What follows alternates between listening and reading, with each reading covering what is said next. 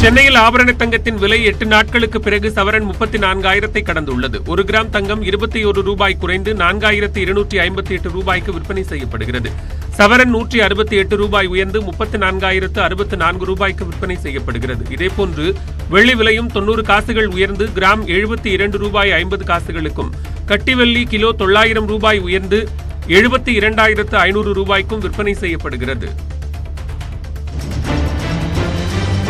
நாகை மாவட்டம் கீழ்வேலூர் தனித்தொகுதி பாமக வேட்பாளர் மாற்றப்பட்டுள்ளார். இதுகுறித்து அறிக்கை வெளியிட்டுள்ள அக்கட்சியின் தலைவர் ஜி.கே. மணி, கீழ்வேலூர் தொகுதிக்கு ஏற்கனவே அறிவிக்கப்பட்டிருந்த வேத முகுந்தனுக்கு பதிலாக அக்கட்சியின் பொதுச் செயலாளர் வடிவேல் ராவணன் போட்டியிடுவார் என்று அறிவித்துள்ளார். ஈரோட்டில் நூல் விலை ஏற்றத்தை கண்டித்து ஜவுளிக்கடை உரிமையாளர்கள் இன்று ஒரு நாள் அடையாள கடையடைப்பில் ஈடுபட்டுள்ளனர். இதனால் 50 கோடி ரூபாய் அளவுக்கு வர்த்தகம் பாதிக்கப்பட்டுள்ளது. கடந்த 6 மாதத்தில் நூலின் விலை சுமார் 50% வரை உயர்ந்துள்ளதாக கூறப்படுகிறது.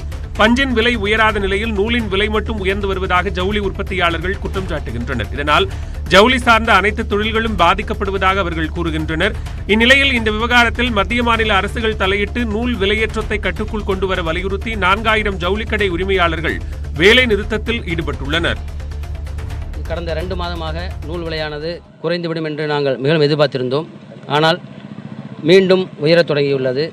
ஆகவே இத்தருணத்தில் இந்த நூல் விலையை குறைக்க வேண்டும் என்று மத்திய மாநில அரசின் கவனத்தை ஈர்க்கும் பொருட்டு இன்று ஒரு நாள் கடையடைப்பு செய்துள்ளோம்.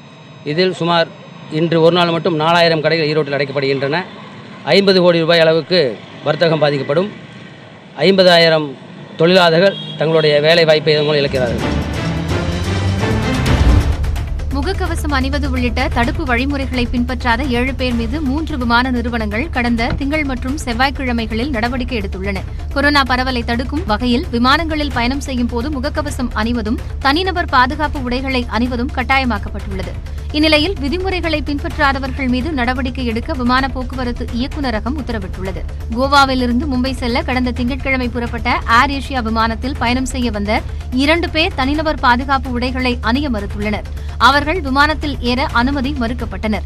ஜம்முவிலிருந்து டெல்லிக்கு சென்ற அலையன்ஸ் ஏர் விமானத்தில் முகக்கவசம் அணிய மறுத்த 4 பயணிகள் பாதுகாப்பு படையினரிடம் ஒப்படைக்கப்பட்டனர். டெல்லியிலிருந்து கோவா சென்ற இண்டிகோ விமானத்தில் பயணம் செய்தபோது முகக்கவசத்தை அகற்றிய பயணி ஒருவர் கோவாவில் தரையிறங்கியதும் காவல்துறையிடம் ஒப்படைக்கப்பட்டார். கோவை அருகே இருசக்கர வாகனத்தில் துப்பாக்கியுடன் சுற்றித் திரிந்த 2வரை காவல்துறையினர் கைது செய்தனர். கருமத்தம்பட்டி சர்ச் வீதி பகுதியில் காவல்துறையினர் வழக்கமான வாகன தணிக்கையில் ஈடுபட்டிருந்தனர். அப்போது அவ்வழியாக இருசக்கர வாகனத்தில் வந்த 4 பேர் காவல்துறையினரை கண்டதும் தப்ப முயன்றனர். எனினும் அவர்களில் 2வரை காவலர்கள் சுற்றி வளைத்தனர். பின்னர் அவர்களிடம் நடத்தப்பட்ட சோதனையில் கைத்துப்பாக்கி இருந்தது தெரியவந்தது. விசாரணையில் அவர்கள் மதுரையைச் சேர்ந்த அஜித் பாண்டியன், ரமேஷ் என்பதும் அவர்கள் பொதுமக்களிடம் துப்பாக்கியை காட்டி பணம் பறிக்க திட்டமிட்டதும் தெரியவந்துள்ளது. இதையடுத்து 2வரையும் கைது செய்த காவல்துறையினர் தப்பி ஓடிய ஹரி, உன்னி ஆகியோரை தேடி வருகின்றனர். இந்திய குழந்தைகளின் அசாத்திய திறமைகளை